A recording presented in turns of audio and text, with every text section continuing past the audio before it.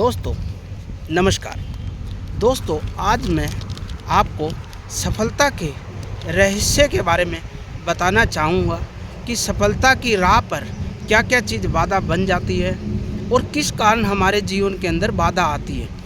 क्योंकि सफलता के लिए जो चीज़ बाधा बनती है उस चीज़ को हमें सफल होने के लिए सबसे पहले तो आलस्य को त्यागना होगा। दूसरी बात है कि हमें कर्म को प्रधान बनाना होगा, तब जाके हमारी जो सफलता के बीच में जो बाधा आई हुई है उसको हम समाप्त कर सकते हैं। कुछ लोग तो आजकल किस्मत के भरोसे बैठे रहते हैं और वो ये तक नहीं जानते किस्मत होती है या नहीं, क्योंकि कर्म इस देश में प्रधान माना गया है। क्योंकि कर्म से ही किस्मत बनती है और कर्म से ही भाग्य बनता है और कर्म से ही आपको सफलता मिलती है। लेकिन बहुत सारे लोग कर्म पर विश्वास करते हैं और उस विश्वास के साथ लगन के साथ अपने काम को करते हैं और वो सफल हो जाते हैं। लेकिन इसके विपरीत लोग भी होते हैं। विपरीत लोग वो होते हैं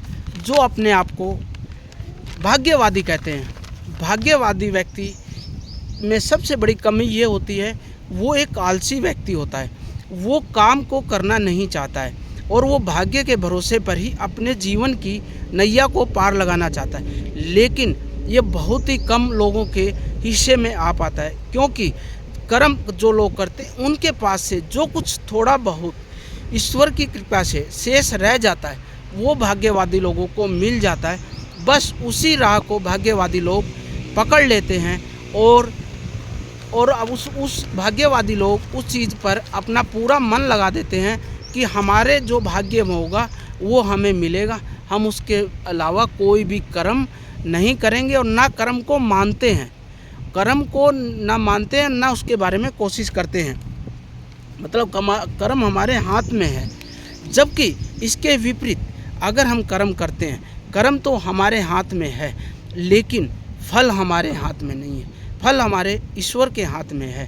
जब ईश्वर हमारे कर्म का फल देता है तब उस चीज़ का अलग से ही निखार आ जाता है और कर्म को ही भारत देश के अंदर प्रधान माना गया। इसलिए आप लोगों को कर्म पर विश्वास करना चाहिए।